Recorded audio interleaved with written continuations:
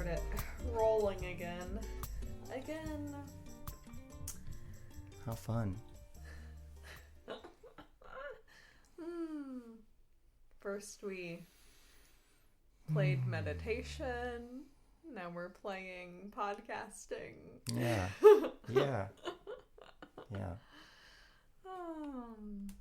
Welcome back to the Naturally Rosie podcast. My name's Rose, or Rosie, and I'm joined today by Kody Schweickhardt. He is a life coach and specializes in coaching coaches and empowering them, as I understand, to really embrace all facets of being a coach, including identifying their niche, stepping into the empowerment and confidence that is required to be a coach, and being able to market and sell themselves as coaches as well. And Kody and I met, about 3 months ago through a mutual friend. He came over to our house for a shindig, a bonfire potluck, and we're sitting down today for you, the lovely public, to hear his story, hear what he's about, and to be exposed to the fun, juicy conversation that comes up when Kody and I get together and chat. Welcome to the podcast, Kody. Thanks, Josie. Definitely happy to be here. Please expound on that introduction.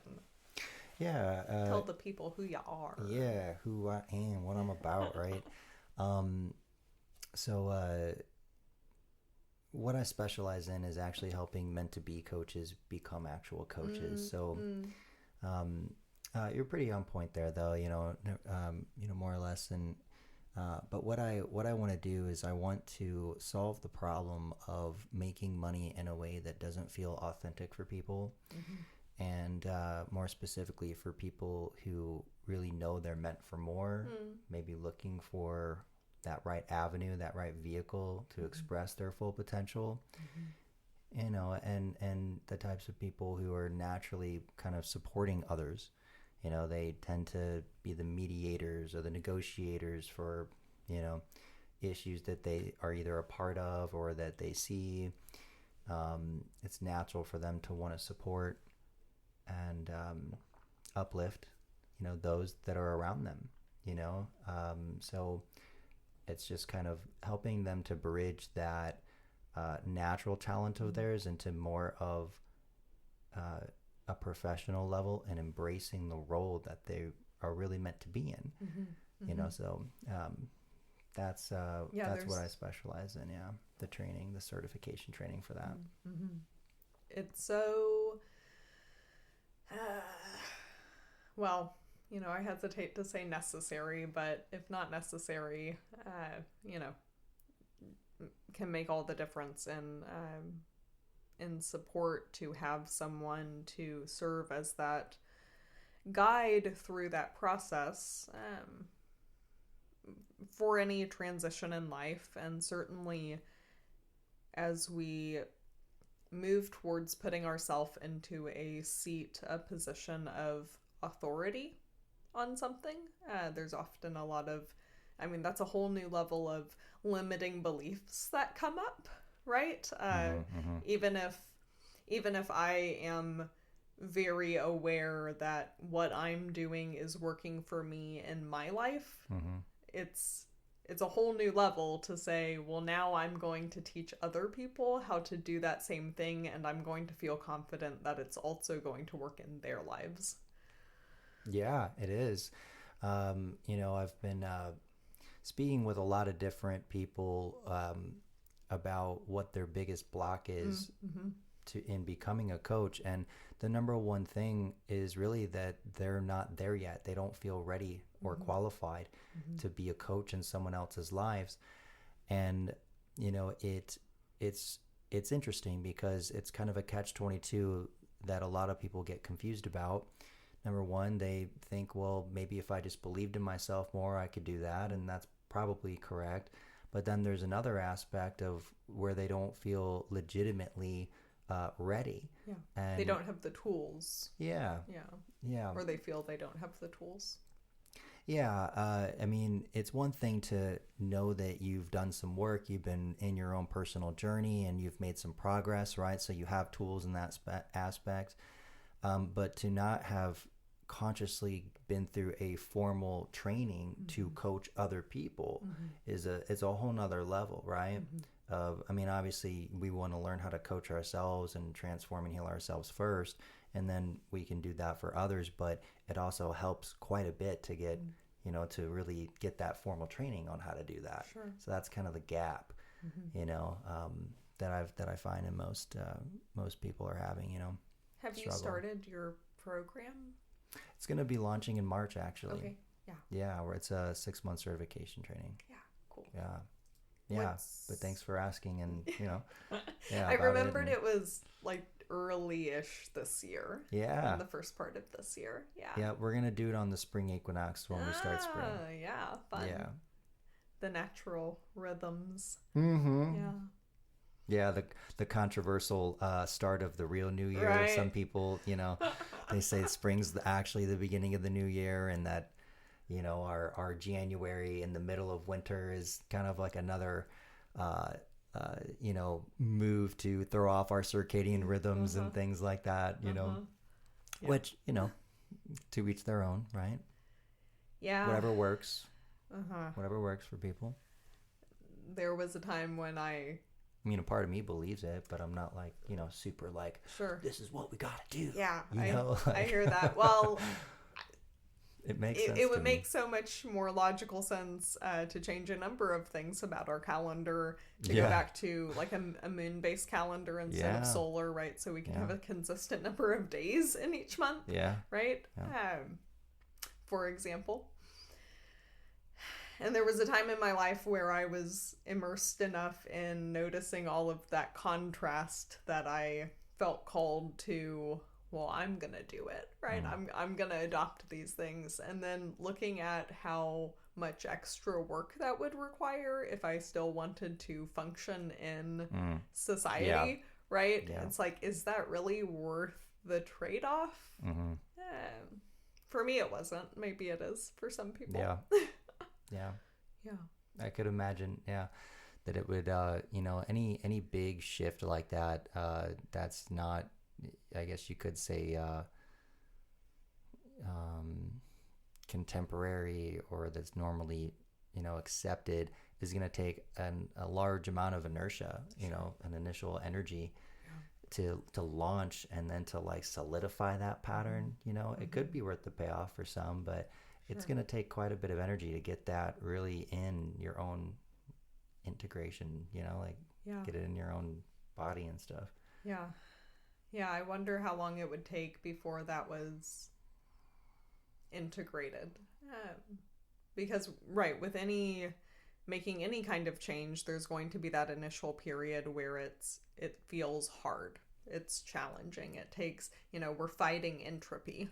Right. And then at some point, once it's integrated, it starts fueling itself. Right. There's some kind of things change enough that less effort is required to maintain the change because the change becomes the new normal. I'm not sure. I imagine I would need some kind of technology that would very quickly allow me to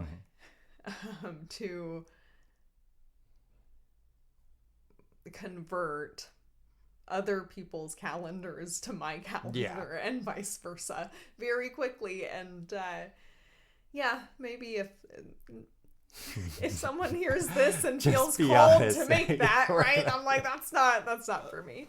There have been a lot of things like that though that I've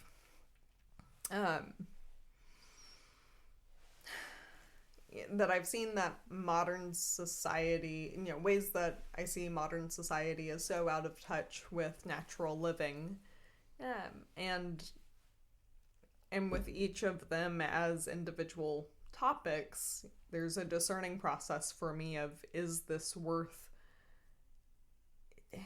is the natural living, I'm thinking of the metaphor of a stream, right? So in the process of, so for example, okay, the lights that we use, most of the lights that we use that we're exposed to are very harmful for our circadian rhythms, and there are ways that we can, for example, light our houses that are much more supportive for our circadian rhythms. So the initial process of, getting rid of all of the fucked up lights and replacing them with lights that are actually supportive for our health, that's going to be like the swimming upstream, right? And at some point in the swimming upstream, we'll actually meet a bigger stream, a more natural flow that we'll get caught up in, right? And then it's like, oh, now I can just coast again because, I've replaced all my lights. And now not only is it as easy as it was prior to replacing the lights, but it's actually easier because these new lights are supporting me, right? And so the question, I guess the metaphorical question that comes to mind on any of these topics for me would be, how far do I have to swim upstream to get to that big river that's going to pull me down, right? The big river, or the bigger rivers being things that mimic nature, right? Sure. Whereas so much of modern society is swimming upstream, is not rooted in following natural rhythms and patterns of life, which doesn't always mean ease by any means. It just means being able to follow those patterns. So the pattern of the seasons, for example, and planting in the spring, growing, maintaining in the summer, harvesting in the fall, letting rest in the winter, right? It doesn't mean that the summer's not hard work. It doesn't mean that the fall's not hard work. But it's certainly less hard than trying to harvest in the winter. Right. Yeah, absolutely. I had a really cool experience the other day doing some breath work. Have you ever, I know you had mentioned earlier in a previous conversation that you do some Wim Hof, right? You practice some Wim Hof breathing. So have you heard of just rebirthing? Yes. Yeah. Initially, I may have heard it mentioned before this, but the first time I really had a solid idea of what a rebirthing through breathwork practice was from my first breathwork coach. How cool. Yeah, so for those that, if you're not familiar, it's essentially, just really basic breathing in through your diaphragm, then in through your chest and out through your mouth. At least that's the way that I learned it. And you essentially just do this. You have someone facilitate you through a pace of breathing in this way. It's, different teachers are obviously going to vary. Some people are more gentle with it. Others are a little more intense. But obviously the faster that you do this in terms of your cycles of breathing, the more activations that you're going to have in your body. You can have tight constricted energy to where your fingers start cramping and your toes start curling, and really interesting stuff can start to happen if you go deep enough into it. But there's also teachers that will go relatively pretty gentle, where the breathing is more at a slower pace, and it allows you to again connect with, you could say, this resistance that's stored in our body, because everyone's carrying this around. And for those listening, you probably already know all that. I was just doing a community breath work recently. It's really awesome by this girl named Anna Lila. She's based out of LA, and she's been doing it for, I think, a good 7, 8, 9 years now. And I like them because of the work that I've learned how to do with myself. I kind of bring in my own unique modality that I certify people in, and I walk myself through my own modality while she's walking me through hers. And so it turns into a very powerful, what should be an entry-level group community, experience for about 45 minutes. I'm able to maximize and get almost like a one-on-one session out of it, And so just recently I had one of these, and it had been a little while, but I did it and had a very profound experience with, God or my higher self, and And some people refer to it as the Godhead experience, where it's literally just you and God, right? You're just in a conversation with you and God, and you recognize that everything's God, you know, and so on and so forth. And, you know, I found myself in that experience, in this conversation. Obviously, it was very moving for me, you know. It's like the divine touching you, right? I mean, it's so humbling. And, you know, I saw myself at some point, you could say my inner child, really wanting to stay there and not wanting to leave, and kind of like recognizing at some point, like, I'm not going to have this connection, you know, as this session is coming to an end and things. And I bring this up because it reminds me of this theme that we're on, about how far do I have to go, you know, until I'm reunited, if you will, and I can stay there. It's just been such a big,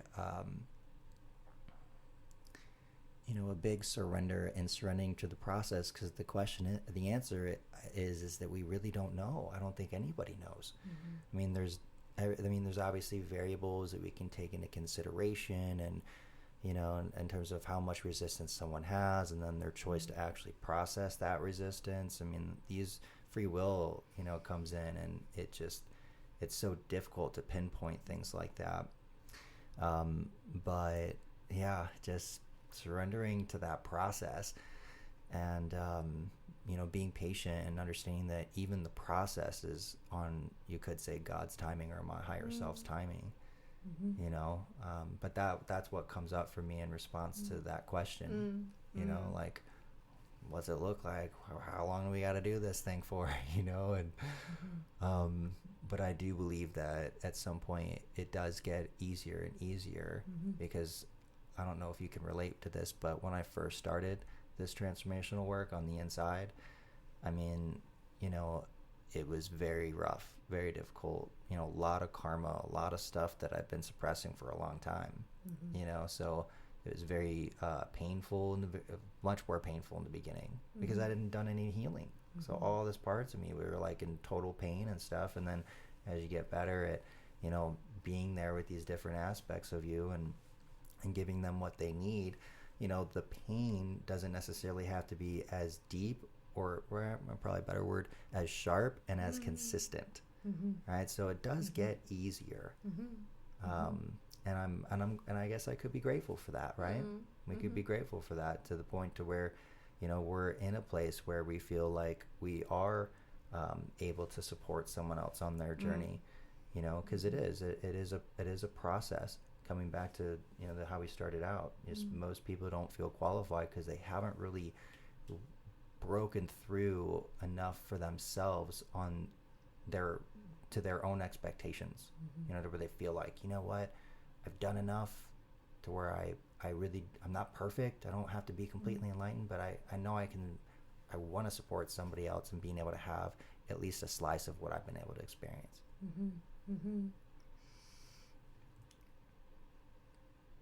It's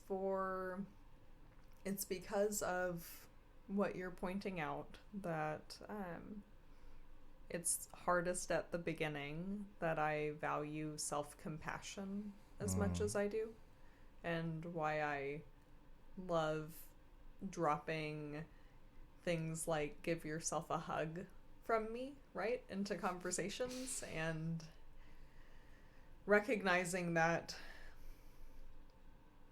until we get to the point where we have a significant somatic understanding of the journey being positively reinforcing, the best thing we can do for ourselves is to give ourselves enough grace and compassion to continue forward, no matter what that looks like or how messy it is. As we begin to really internalize and recognize, oh, this is rewarding me, walking through the hardness, meeting and confronting these challenges, leaning into resistance is feeding me, is nourishing me, as we really see the effects, not just cognitively, but as we really experience the effects of that positive reinforcement. And I see that from a bird's eye view as the getting sights on our internal map. It's one of the reasons I love that word esoteric. It means inner terrain, right? As we really start to see ourselves not as the blade of grass, but from the bird's eye view, and we start to have some realistic sense of what's going on inside of ourselves and how we operate and our rhythms in a conscious way, then it starts to feel like, oh, there's something to this that makes sense. We start to regain not the false sense of control that we had prior to the work, but a real sense of control of, I've had the capacity to walk this journey enough to see the results, and that tells me that I have at least that much capacity to continue forward and get more results. But if we stop at the point that it's very hard, and I actually don't think that we really have the ability to stop or to backtrack. We can get stuck again. We can fall off. And once we become aware of something, we can't unknow something. Once we've become aware of something, it will haunt us unless we integrate it in one way or another. And at that point that we really start to have some sense of our own internal map, and we connect with other people who have built that for themselves as well, and we start to notice the commonalities between our maps, which is just a really fascinating thing to me. That although I've had my entirely unique journey, although I'll add in here one of my favorite things, that emotions are the great equalizer. There's so much to be shared through simply recognizing that we all experience the same emotions, regardless of how they are triggered, come up, manifest. Well said. Yeah. Emotions are the great equalizer. And as I start to communicate about this map that I'm building gradually, again, based on my own, very unique journey, yet it shares the same themes, the same colors, the same emotions, the same patterns as that which arises from the collective unconscious. And so I can see that mirrored and mimicked in your journey as well, as you share with me, how is your map looking? I find that that's, at least for me, that was really the place where I started to feel an authentic sense of confidence in my ability to support other people as they moved through, especially that initial process, but even into the process of getting to see their map.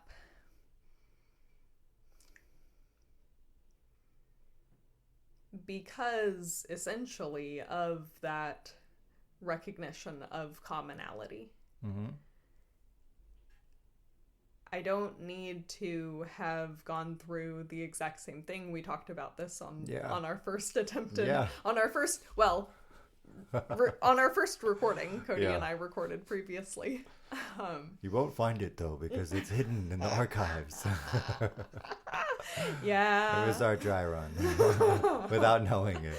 Yeah. Some technical things popped up and we were like, oh, let's do it again. Yeah.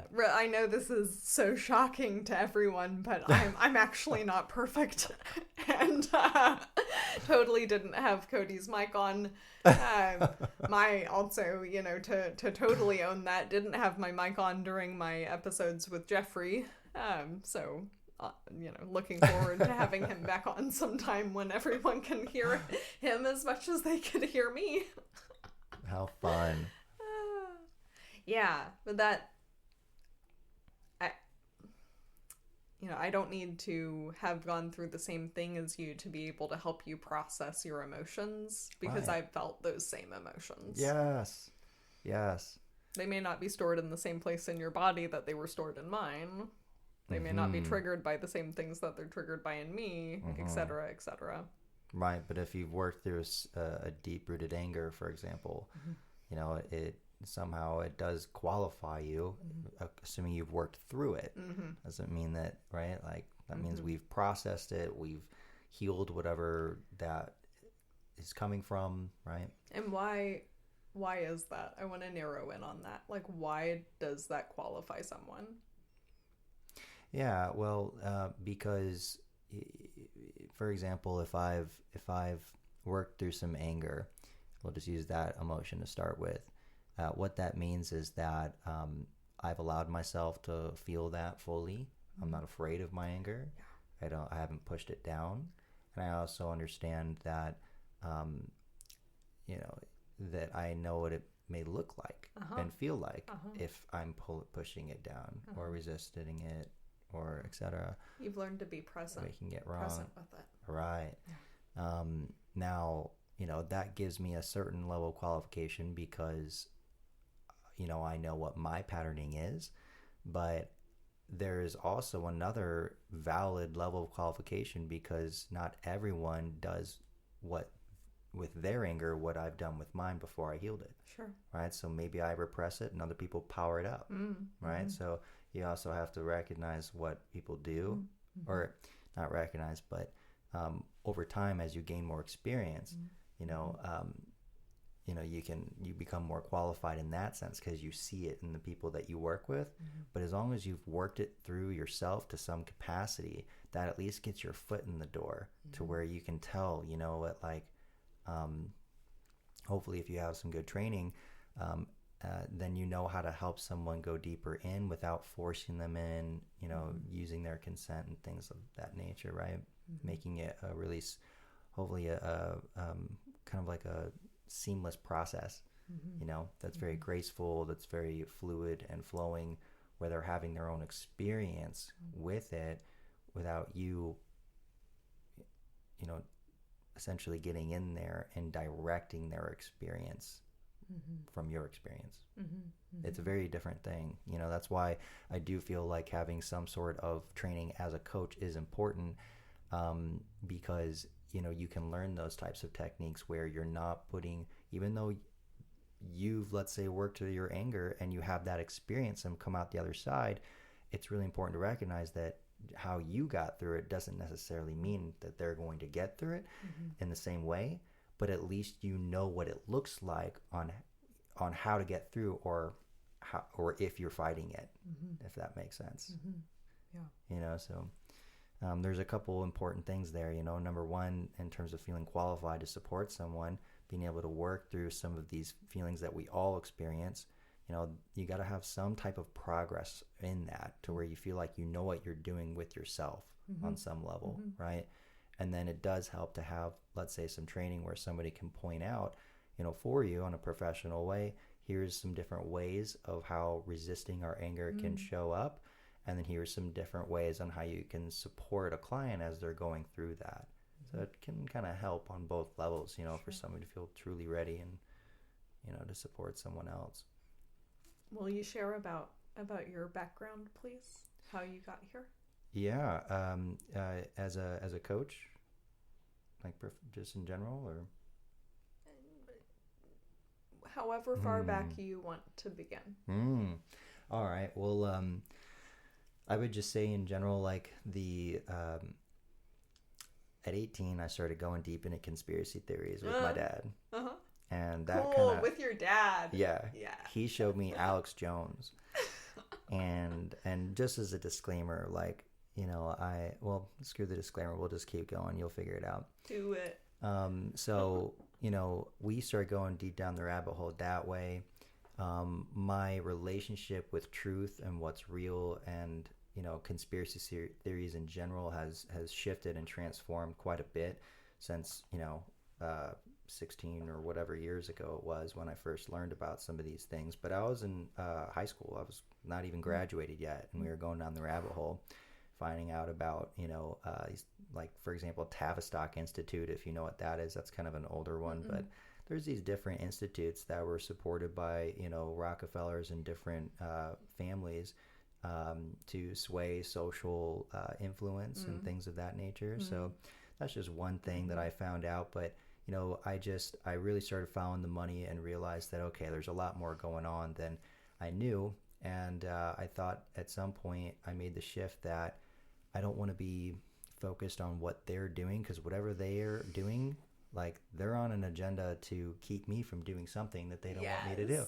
Yes. So what's that? And Yes. I want to do that. I'm going to do more of that, right? Love Instead that. of trying to, Yes. expose them. Like, let me just get into what they don't want me to get into, which ultimately turned out to be a more conscious, responsible human being living at their full potential versus dumbed down or dimmed light, through our consciousness, through our bodies. Or, to your point, focusing all that light into the dark abyss instead of shining it onto like the beauty that exists in the world. Yeah. It's like the pro-peace, anti-war kind of thing, right? Yes.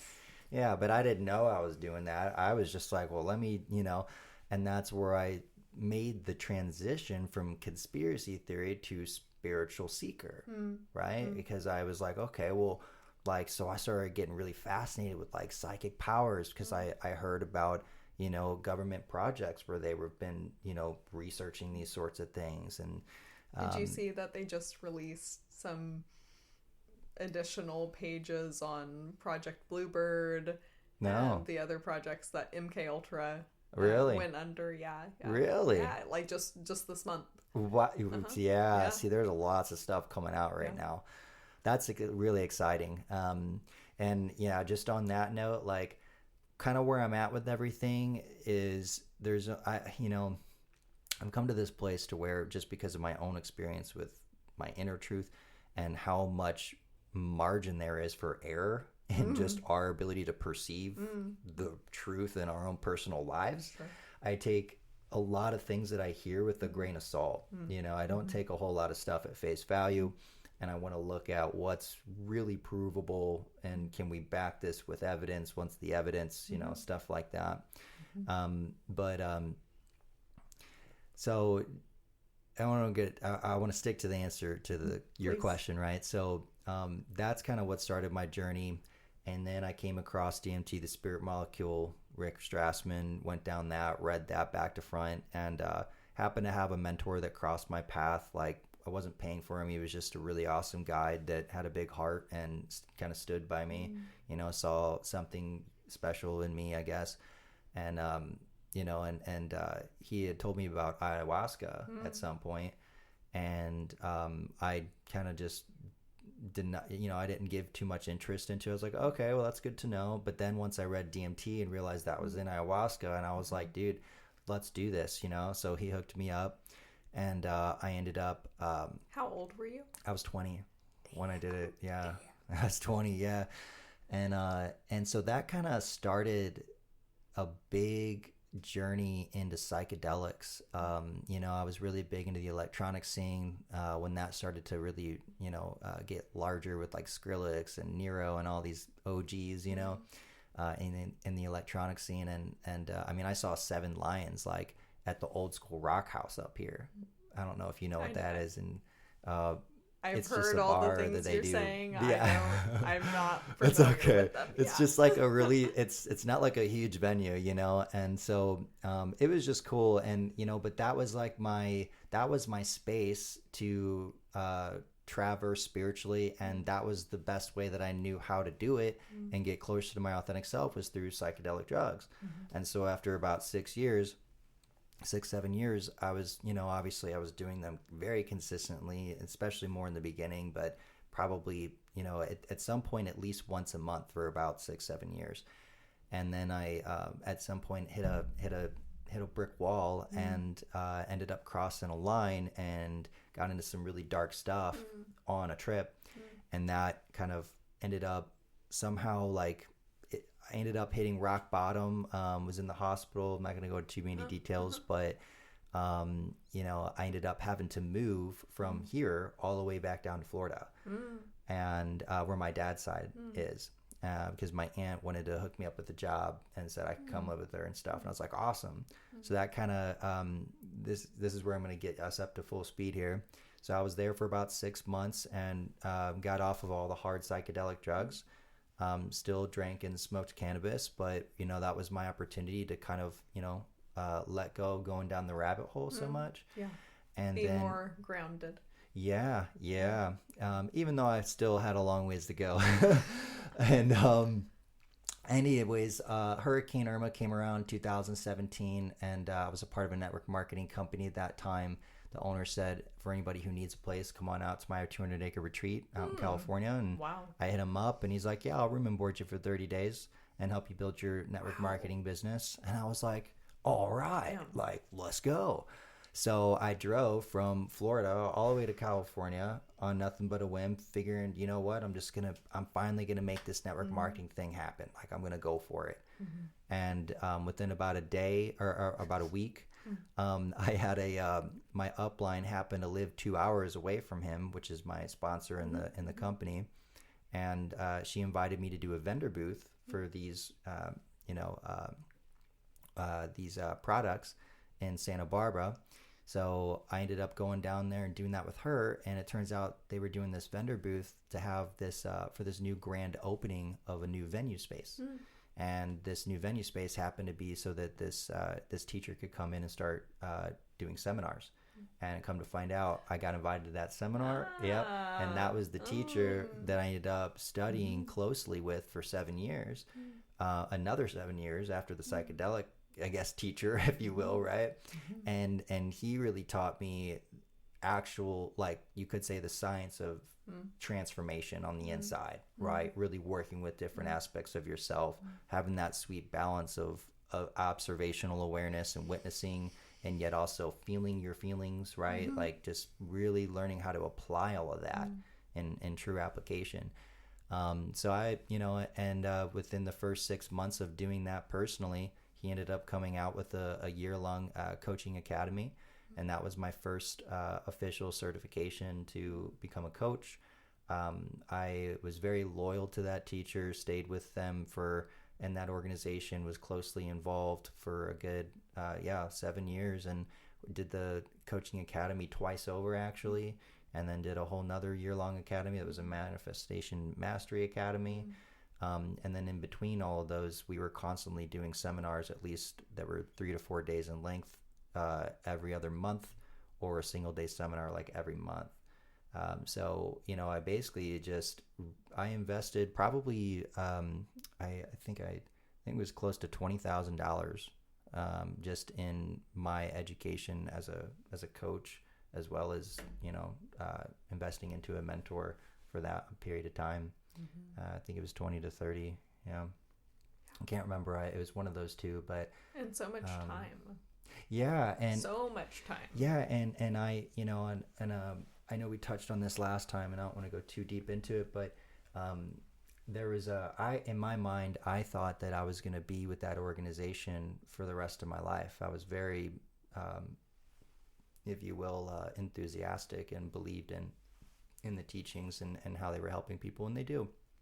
But at some point, there were some things that showed themselves in terms of my own potential and what I really wanted to accomplish. And I realized that, my place isn't really to support someone else in their vision. It really is to bring my own uniqueness out in the world and give it. So long story short, I left Vegas, which was where all that was going. I ended up going from California to Vegas because that's where he was headquartered.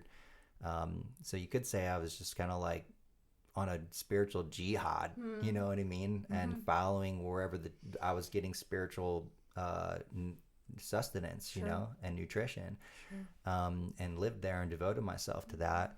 And then once I decided it was time to go, I went to Mexico for 3 months. And that was when I remembered full circle that I'm here to help people become coaches. It was actually what I wanted to do before I even met this teacher, and it kind of made me remember all that stuff. Ended up leaving Mexico for 3 months after 3 months, and that was when I decided, it's time to launch this 6-month certification training. So that's kind of how I got here. Yeah. It's quite the story. It's powerful. Yeah. Powerful. And Thanks. You're welcome. Yeah, in a world where sometimes it can feel like every other person you see online is a life coach, Mm-hmm. it's Mm-hmm. important to highlight Totally. qualifications, Totally. whatever they are, Totally. whatever they are, whether that's education, experience, Life a mixture of experience. both, Mm-hmm. whatever has brought someone to the point where they can move people through the process. And then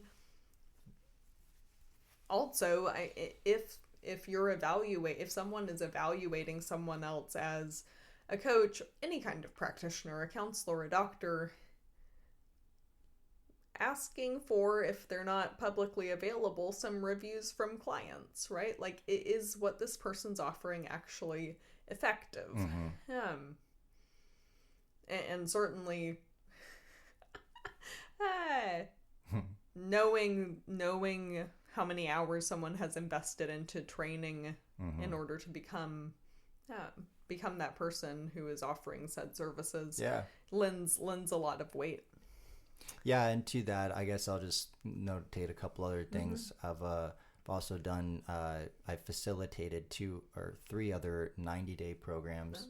Mm-hmm. Prior to this, that was a larger overall part of the process of me discovering what my niche is, which is to, help people become coaches. Mm-hmm. So it was a little bit more general during that period of time. Wasn't as, it was more like, I want to help you get activated and engaged in what your purpose is, Sure. to make a difference in the world, right? Mm-hmm. So it was still kind of a business, focused, if you will. Okay. But it was very broad to where I was helping people, for example, I wanted to help people, whatever my biggest mission, even before I met my last teacher, was I knew that my biggest contribution would be to help others that knew they were here to do something, they were meant for something more, to make a big difference, right? Mm-hmm. We need to get those people activated and engaged in their purpose, because we're all in this thing together, and we all got to lift the consciousness in our own unique way. Yes. And so I'm all about that. And they didn't have to be coaches. So it was like, okay, you want to make movies. All right, cool. I'll coach you and help you do that, And then over time it realized, like, I'm still, to this day, I'm actually still coaching people who aren't becoming coaches, as a life coach, because that's what I am, right? In terms of one-on-one sessions. But, what I'm most enthusiastic and excited about, and what's most fun for me, is obviously to help people do what I'm doing and what I've learned how to do, so that's ultimately, like, in my view, the largest contribution that I can make is to help, those that are meant to be coaches get activated in that role, so we can start collectively illuminating what needs to be illuminated,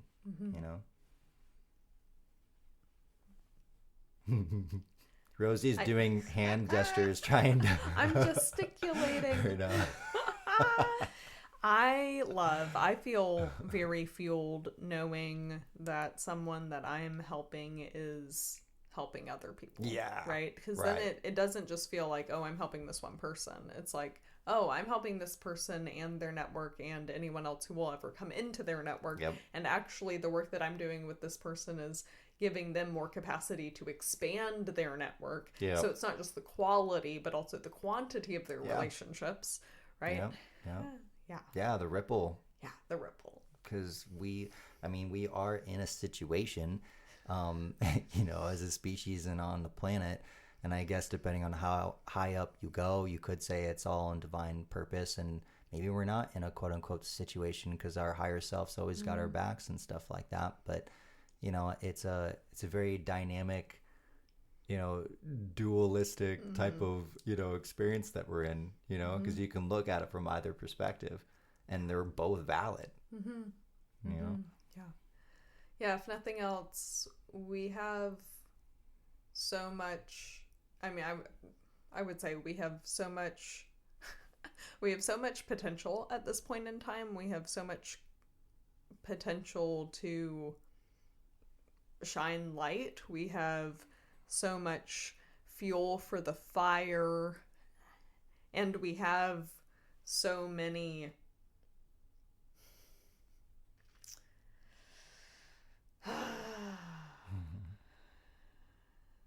we have so much ongoing chaos to, and there's, let's see, what are the nuances here? Because there's,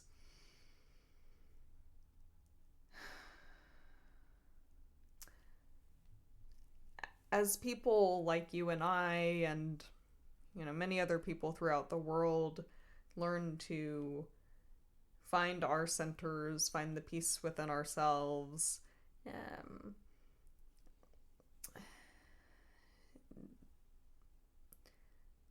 discern stability in the midst of chaos, learn how to experience controlled chaos, because there's certainly a valuable element to chaos that can be used for example, creativity. We then create space to witness, lovingly, intentionally witness and contain greater chaoses in the world that have been going on for a long time, right? The example coming to my mind is, it's a very large example, but war, right? Like, I was bringing up yesterday to Brandon just something that crosses my mind occasionally, which is, why at this point in human evolution are we still experiencing war? Like what is it that is being called for there? What will it require in order for us as a species to stop self-destructing? And certainly that applies not only to our to our intra-species relating, but to our interspecies relating among other types of animals, among the plants, the planet, right? Like, what do we need to quell that urge to self-destruct? I mean, what comes up for me is that the most basic law of the law of correspondence. So within, so without, above, so below. And how we're going to do that, in my view, is because everything externally is a reflection of what's going on inside, right? So on the collective level, meaning like the big stage, the world stage, in order to shift this, and that's also the bigger, I'm glad we're talking about this, actually. That's the bigger why of why I'm even doing this, because war is reflective of the war going on inside, right? And that's in alignment with what we're talking about. And so the more individuals that really, start making peace inside themselves, clear out that inner conflict, and really start to unify all parts of themselves, we're going to start seeing that externally reflected.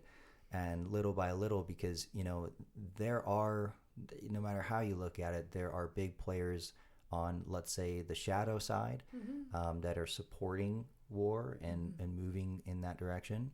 But then there are also players on the light side, which I don't feel get enough credit and aren't as seen, as often as, let's say, the shadow side is.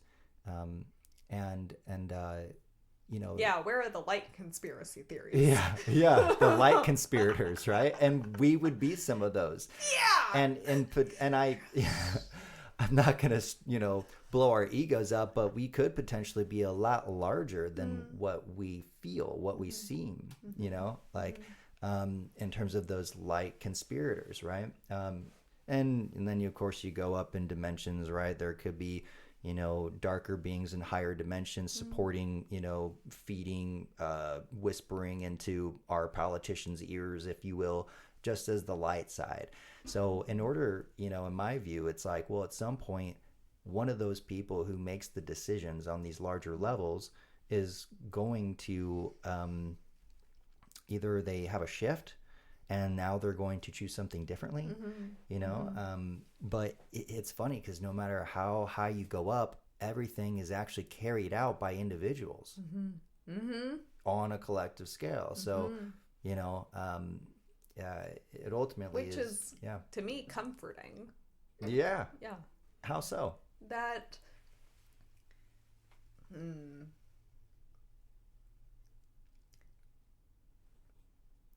I find it easier to see humanity in an individual than in a group. All of those individuals have a mother, have a father. Many of them have children. They've all experienced what it is to age, right? These things that strike to the center of the heart, of fear, of love. And to your point, it comes down to, what is that person choosing? Right. As Bill Hicks said, fear versus love. Like, that's the essential single choice in each moment. And because I believe in that great equalizer of emotions, right? That lets me know it's not a matter of, is this person or that person bad or good? It's a matter of, have they been exposed to the stimuli that will appeal to their heart, that will appeal to their humanity? Yeah.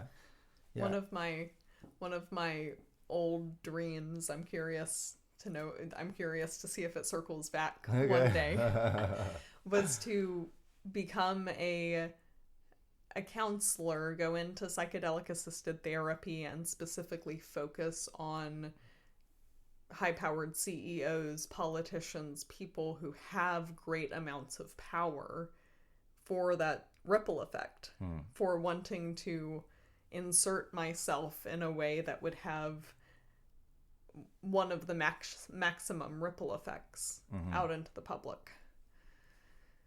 Yeah. No, that would be super cool to see and get that full circle confirmation. We're all affecting one another, like that's kind of what gives me hope, because as I do more work on myself, it allows me to show up in relation to someone else who's not doing the work differently. And as I continue to go deeper in that, I continue to show up differently to someone who's, let's say, not in the work, and in me showing up to someone who's not in the work differently, over time, it doesn't guarantee, but it increases the odds that they're going to see something different, because I'm showing up in a way that is reflecting something new back to them, versus the same in, same out, same old thing. Yeah. I want to give a metaphor for that, especially for anyone who feels like that is so out of touch, maybe with where... It's the second time you said it. I heard it and I didn't sing it, but now I'm gonna. Do it. Sing all of the things. Yeah. Oh, sing. So what's the metaphor? A song.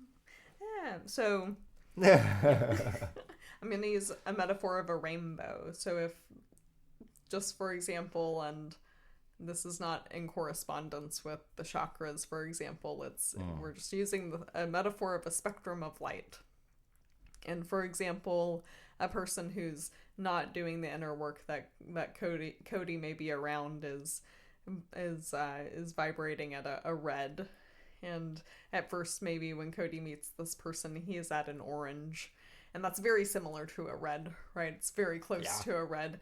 It's probably so close that the other person isn't even aware that there's like a real difference there, right? And then Kody, like, as he's going on his journey and his growth, the other person's still staying at a red. They're not doing the inner work. But Kody gradually becomes a yellow, right? And then the person's maybe noticing a little more contrast. And at first, especially at this stage where they're red and Cody's yellow, it feels like friction. And they're like, what the fuck is this guy doing?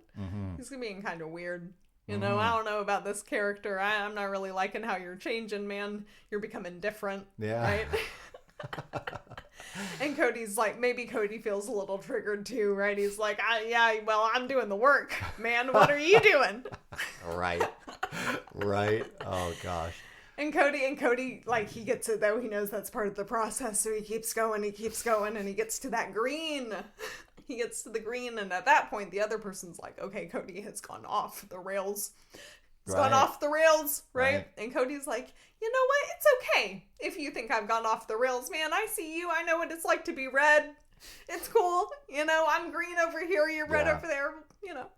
Yeah. Kody keeps going. He keeps doing the work. And now Kody's out of blue, right? Kody's out of blue. And he's like, I think I have some like better, like consciously better ways to interact with this person, right? Where I can like maybe plant some seeds here or there, and the other person's still kind of suspicious, but they're like, you're actually starting to seem like someone that I could trust again, and you're not who you used to be, but now I'm starting to think, maybe you got something for me, right? What's going on there? You've changed a lot. I think you started listening to me. Right? Right. Well, and isn't that part of it though? Yeah. Right? That as we go on doing the inner work, we start to listen to those shadow aspects, right? So some of that even there's a truth in that, right? Where now, because you've listened to that part of yourself, well, now you do have better tools, right? To listen to this other person and be an example for them in a way that they're more receptive to. Kody keeps going, and then Kody gets to like the purple stage. Kody's purple now. And the other person's like, man, okay. I think I see you. I think I see what you're doing. Like, I think we can be buds again, right? You're kind of back around. You're totally different than you were, but you're closer to that red again, right? We've come full circle back around to the other side of the spectrum. Right. Yeah. Yeah. No, great metaphor. Thank you. Yeah, great metaphor. And hopefully, that's what starts to happen too on, it would on the larger stage, between our larger politicians and governments and things like that. Yes. Coming back to, I think that was something I didn't want to go off on a tangent earlier, but I was like, I want to answer your question. And, it's part of, again, I don't know how much of what I hear is going on is actually going on. Now, because I can't personally validate any of it. Sure. Right? So you'd spend all your time trying to. Yes. And that's what a lot of people do. And that's okay too. But yeah, I know that in order for me to shift that, I've understand that it's from the inside out. And this is why I feel like I'm like a general or something, of light, right? Like creating an army of, in my own way. Like this army is fought on the inside,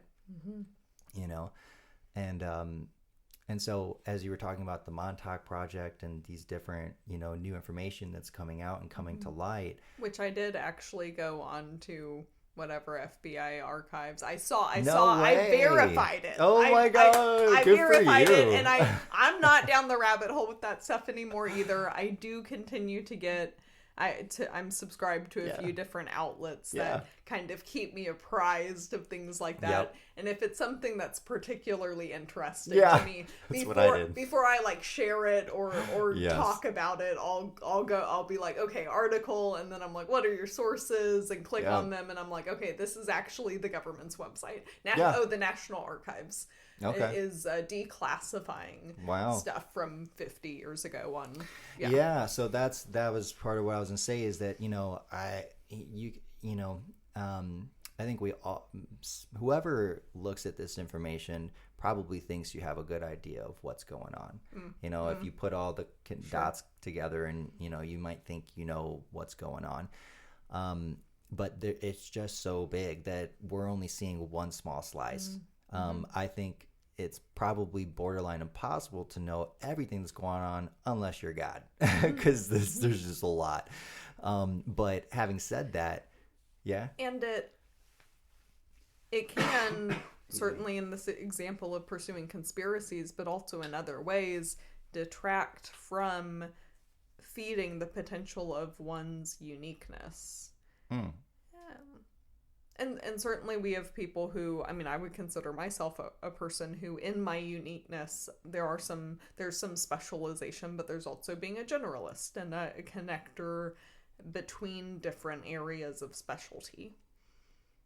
And if we spend all of our time and effort focusing on trying to understand and translate Yeah, it's information as opposed to transformation. Yes. And Yes. it's all externally focused, and that is part of the campaign. There's clearly disinformation, right? And the powers that be, if you will, they understand what it is that we're talking about in terms of the real universal laws of nature, right? But we've been conditioned and programmed otherwise to think that we create our world externally versus the inside out, right? So, you know, so that's a big part of, like the disinformation, to keep people more externally focused into what's going on, attempting to piece together the truth. But what's happening is their personal lives are not getting the attention that they deserve. Yes. Their relationships are possibly suffering. Their career or money's possibly suffering. And they themselves are possibly suffering.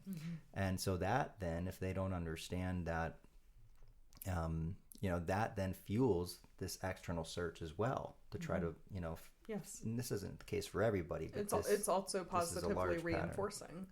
It's, Yeah. and I can even hear the echo, and it's in a particular few voices of certain friends, right, from my present Sure. and past, but people have to know, but we have to get this information out there, people have to know. Right. And I guess I would counter that with like, no, they don't. Yeah. like they don't really, like, that's actually Yeah. not the most important information to know. Mm-hmm. The more important, the more powerful information to know is how to do that inner work. Yeah. Now, for people who have already been exposed to the mass systemic corruption in a variety of ways, is there a level of catharsis that needs to occur in relation to that systemic corruption? Sure. In order, like, that becomes part of someone's shadow work. It was definitely part of my shadow work. Well, yeah, and I likewise, and I think the other side of that is for people who have rejected that any of those things exist, and have pushed people in their lives away because they have tried to bring them that information, and so these people have created more dissonance. They have been exposed to this information to some degree, but they've created dissonance to where they have pushed away the potential for that. That is all. They also have shadow work to do on this topic. Right. Absolutely. People though, and that's people though who have no idea, right? Like that is just so not on their radar at all. Yeah. They don't need to know. Right. They don't need to know. I mean, ideally it could all be changed and transmuted before said people, are ever affected by it in a real tangible, way. Yeah. When you had mentioned that if you go too far down the hole, it starts to kind of rob your uniqueness. I think that not everybody is, at some point, I would say along their soul's journey, which can include, multiple lives in my view. It's just what I believe. That's not something that I know because I don't have recollection of this, right? But it is my belief that, a soul has multiple lives. And so, at some point there is again, this is part of my philosophy, I guess you could call it, to some may call it that, but I do believe every soul is on a journey to reunite with the one, right? To, a soul is the divine spark. It's the part of us that's actually connected to the God, right? And then we have our ego that's obviously playing its role in keeping us separate. It's both on a divine level and on a, you could say, a Luciferic level, right? Which is also part of the divine, depending on how high up you go, because that's all God too. Everything's God, really, at the end of the day. But so given that, every soul is on its journey, right? Every soul is also on a different path or part along that journey. And some people aren't necessarily, it's not really their time to wake up, if you will, to some of these greater truths in this particular lifetime.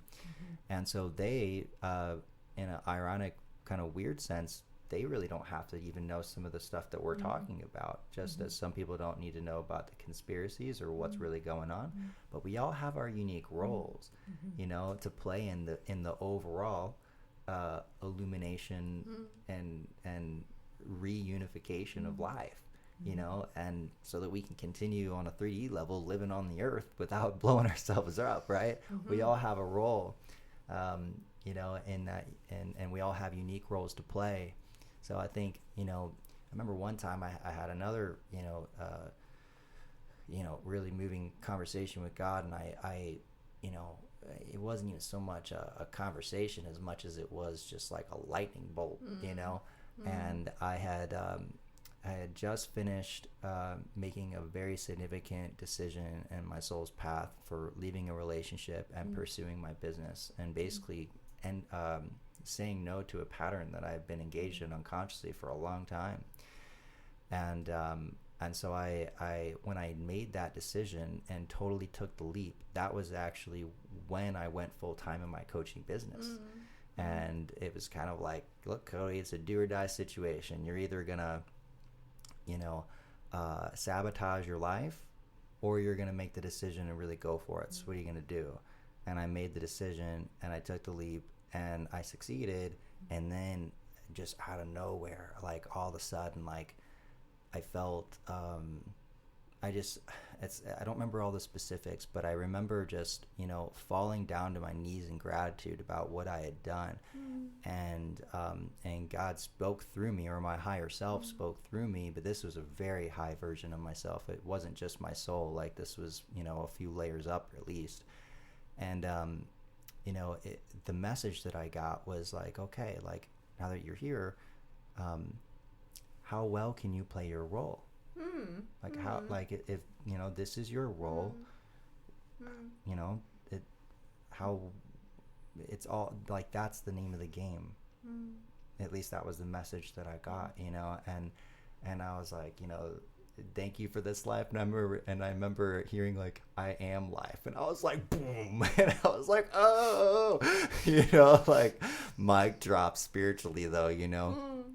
And yeah, so, you know, it just, when we talk about, you know, this theme of like why I'm doing what I'm doing, and you know, how, because that's kind of how we, you know, started this, you know, is you know, what's going on in the world and what can we really do about it, and how do we go about it. And the answer is going to be different for everybody, but for people that are listening to this call, clearly it's going to have something to do with, you know, diving deeper into your transformation, identifying, you know, what it is that you are really here for in terms of your contribution, you know, and doing your absolute best to fully embrace that, own it, step into it, and, you know, give it your all, and then ride the roller coaster, you know, of what life has laid out for us, you know, in that role.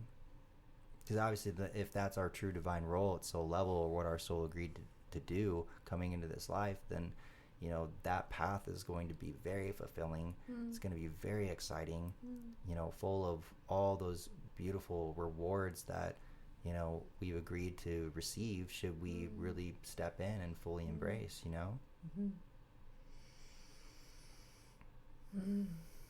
Yeah. What do you do now to maintain and grow that spiritual connection? What does your spiritual health routine look like? Yeah, great question. You know, I think the and you know, this is also one of the reasons why I promote coaching for someone who cares about their spiritual well-being, because I would say a good chunk of it is my sessions with my clients. I mean, it's like kind of getting a cheat code as to what's coming, or what I've already been through, for the reflection on that. I mean, literally the other day, I was helping someone come to their own conclusion about the fact that they were feeling irritable. They didn't know why, and they had gone 5 days of just hammering it out at work so that they could have this day off.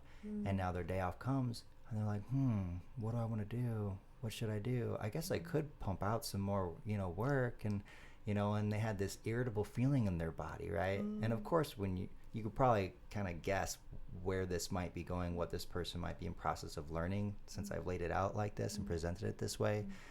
But when you're in it, and maybe you don't know, I'll give it to you in a minute, but like, when you're in your own journey, it's difficult to get outside of yourself. And so that's what coaching sessions can do, is they can help you get outside of your own self by helping someone else. And so ultimately, I kind of knew that really what was going on was there was an imbalance of work and play, right? And her inner child was just dying to get out and do something, be weird, go have fun, whatever. And I didn't tell her any of this, but I facilitated her through, my process, through my modality that I certify other people in. And she ended up coming to the conclusion on her own that, instead of working, she should probably go do something fun today. Yeah. That was what her body was attempting to communicate. Yeah. And so that felt great. And then as we're doing it, as we're going through the session, I'm making the connection about this in my own life, because I had just gotten off a rather long holiday vacation, about 40 days or so for myself. One of the perks of being a coach, and Rosie's dancing right now. I had about 3.5 weeks. Honestly, I missed it. I missed.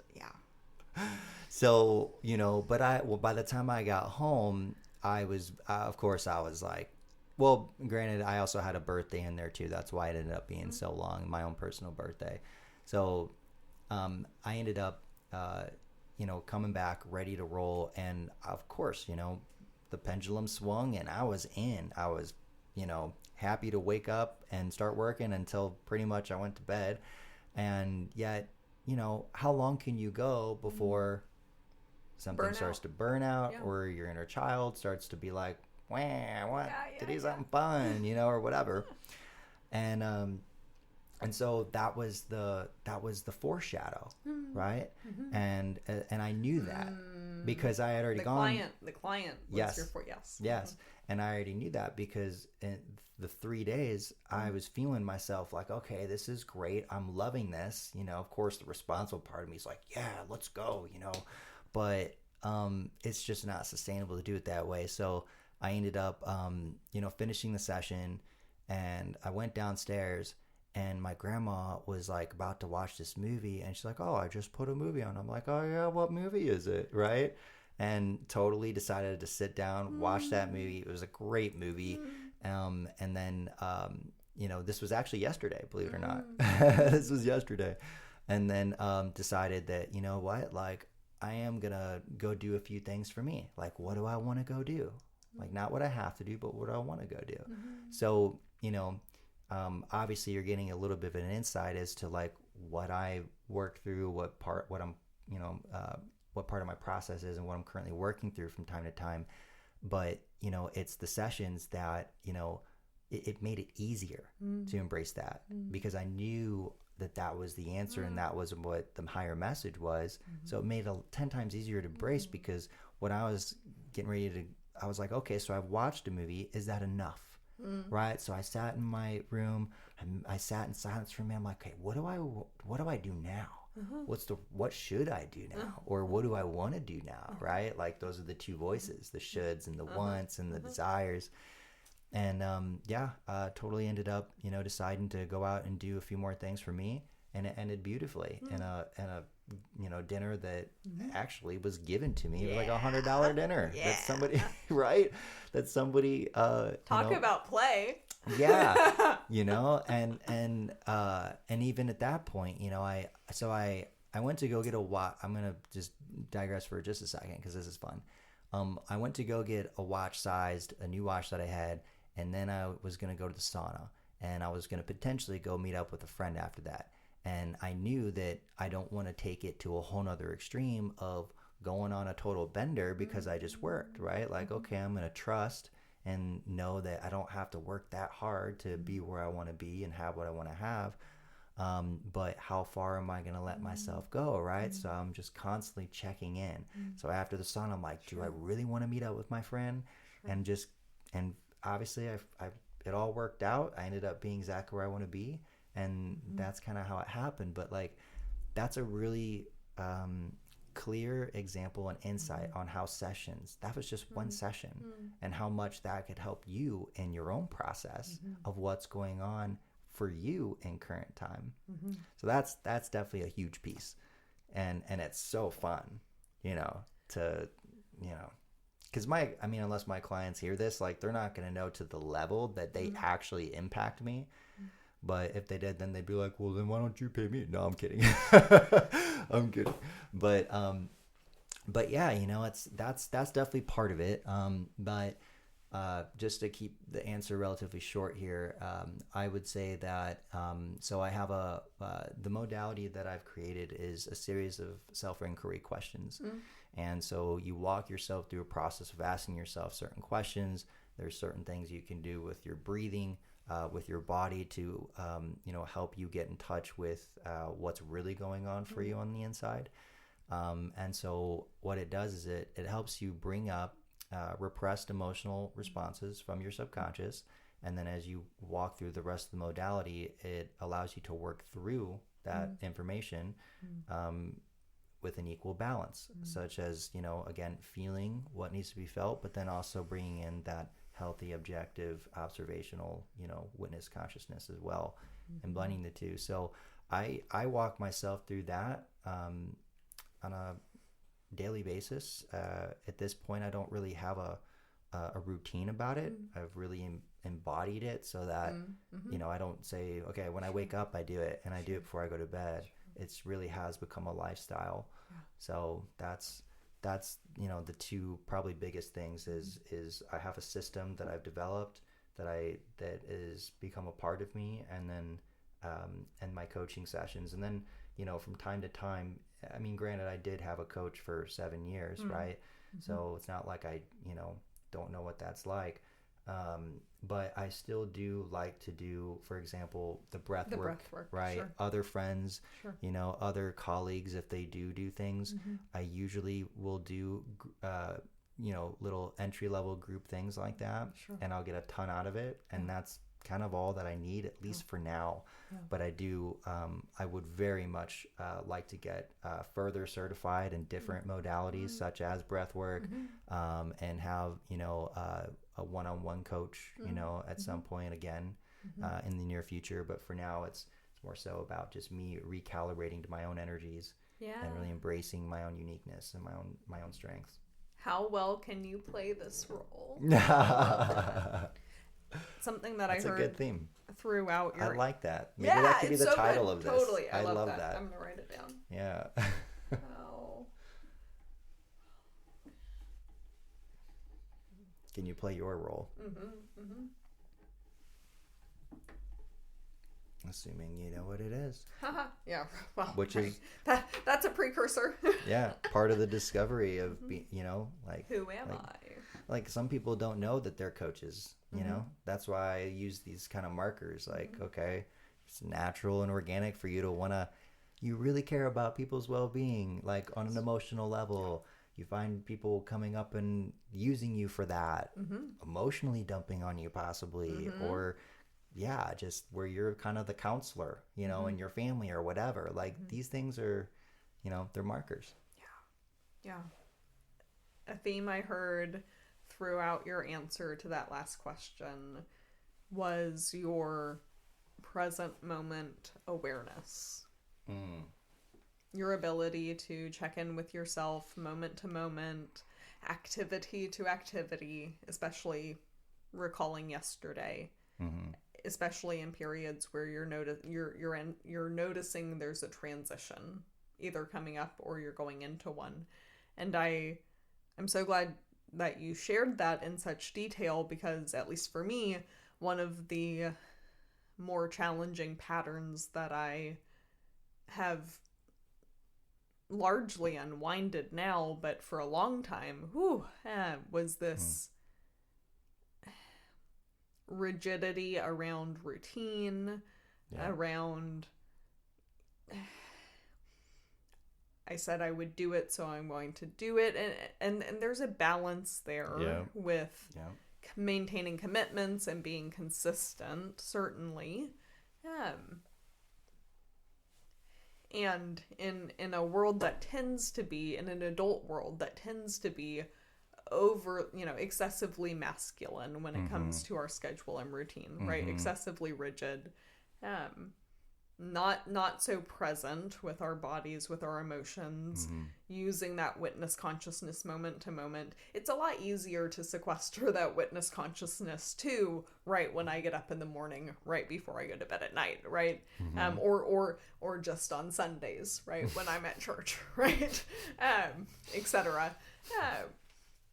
It's a much more nuanced practice to bring that in to each moment throughout the day, to recognize I'm a multidimensional being, every moment of every day, right? And often at the beginning of our journeys, our self-awareness journeys, to circle back to, the process of really beginning that path, that can be really tumultuous. That can cause a lot of chaos to start recognizing, oh, I've committed to these things, I've been being this person that is actually not in alignment with who I am, and now in order to maintain my integrity, these commitments that I've made to myself to become who I am, this is going to require turning over some soil, right? Digging up some roots, pulling out some weeds, in effect, creating some, well, not really creating chaos, but revealing the chaos that's already there, so that it can iron out, right? So that it can find harmony. Yeah. And so you demonstrated through that answer the point that you're at in your process of being able to carry that presence with you, and also that it doesn't rock your life, right? You've created a life where you have enough freedom and flexibility, and that's in integrity with who you are, so that you have the capacity to be that present and listen to yourself, and actually follow, right, what your higher guidance is.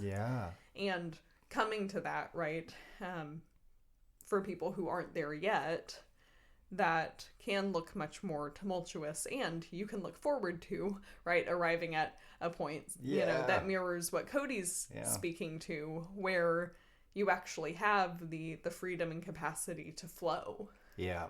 Again, I think that's another aspect of why should your role be to become a coach, one of the greatest gifts that you will get from that is the freedom to transform, because once you go full time with that, where you don't have to, where your time is now your time, right?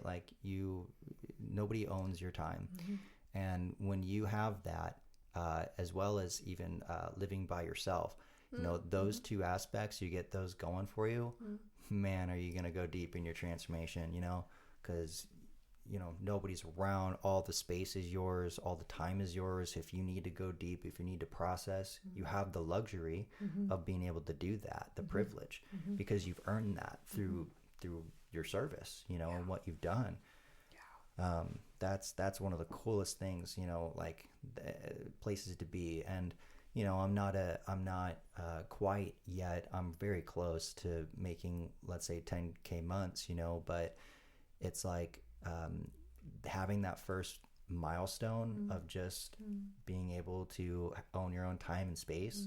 That's really I think what so many people are after for, because again, the whole reason, and I started out with the problem, right? The problem I want to solve, it's people become coaches for different reasons, but the reason why I did, and the people that I want to reach, are those struggling to find something, a way to make money that's in alignment for them. Because I say, how do I monetize being myself? That's a good way to express it too, because if that's who you are, it's again, now it's about your transformation so that you can discover who you are and then embrace your role.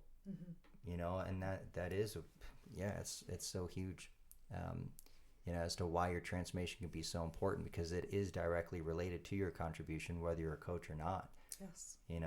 And I feel called to highlight that there are, right, whether you're a coach or not, there are so many ways that everything that we've been talking about here can apply to other roles, like outside of life coaching, right? Like, absolutely.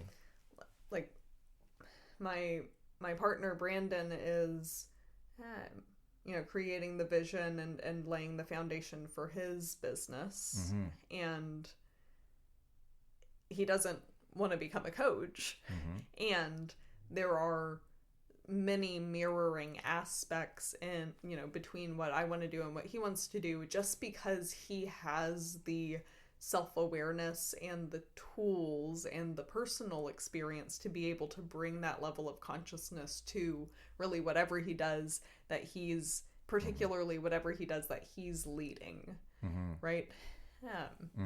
So whether that's you want to own a yoga studio or a contracting company, or a swimming pool where you teach kids swim lessons, whatever it is, right? You can play that role as someone who is eliciting greater self-awareness from the people that you touch, your employees, your clients, etc., simply by being on this journey yourself. That transformational journey. I think that's an awesome encouragement, for your listeners here. It's like, whatever it is you want to do, go deeper into your own transformation, and that will expand everything that you're wanting to do. Yes. And it benefits the rest of us, everyone else. Literally everyone. All of us. We need you. Yeah, right? And, we need someone who will do approximately what you will do. So whether it's you or whether you want to pass and leave it to, the person that pops out of their mama's womb, next week, right? Whatever, right? Someone's going to fill that hole.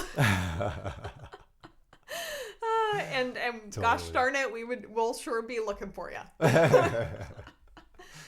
Something that I want to touch on in our second segment here, because we're moving into wrapping up episode 18. Okay. So this one will be publicly available, and then we'll go into the second half of our conversation, Kody and I, for episode 19, and something I want to touch on there because I acutely heard it, when you talked about the power of living by oneself, and that the space and freedom that gives one for transformative practice. And I have lived by myself before. I don't live by myself now. And Brandon and I have been, I say going through the ringer. It hasn't been, I guess, as dramatic as that may be for other people when they think of going through the ringer, right? Meeting growing edges with their partner. And certainly for us, we've been meeting some new crescendos, some edges that have been really challenging, especially in certain moments. And it's been I've been confronting shadows that I have not had the mirror to really see so fully before through this relationship with him. So what I want to plug in this first episode is that while, yes, living alone can be very supportive and helpful for your transformative inner journey, you certainly don't need to live alone. Absolutely. To be doing that work. Now, absolutely. If you're living with other people doing that work, is your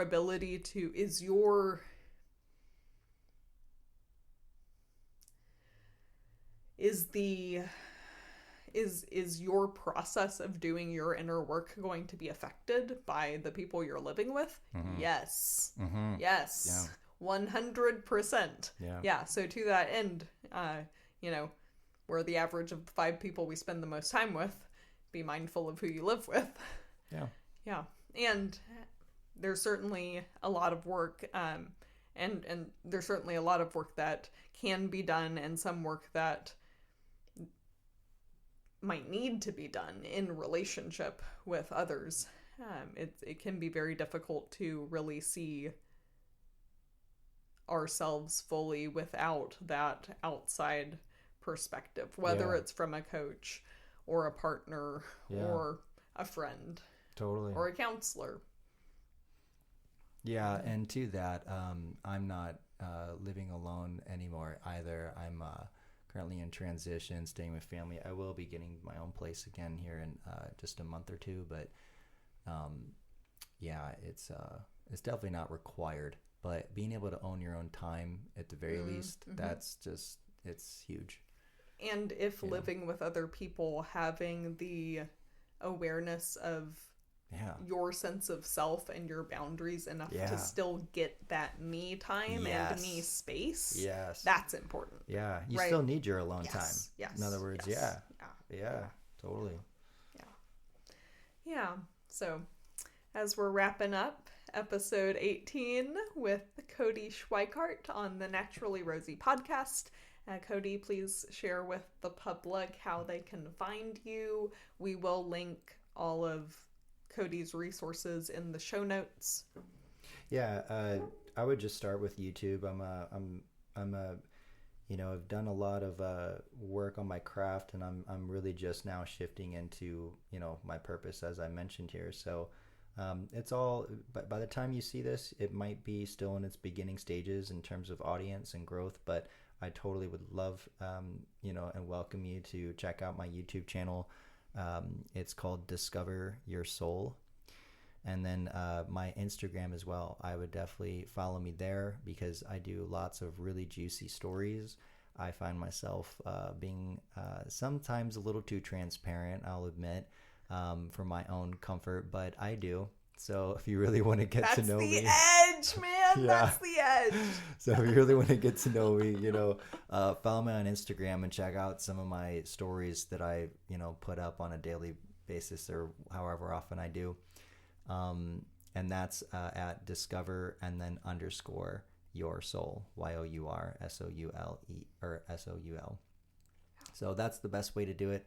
And shoot me a message, tell me that you just listened to the podcast, introduce yourself, say what's up. And, I would love to hear your feedback and thoughts that you had from today's podcast. Yeah, cool. And I'm trying out my new closer for the I've been playing with a little tagline to say at the end of each episode. So this is what it is today. We'll see if it changes. Okay.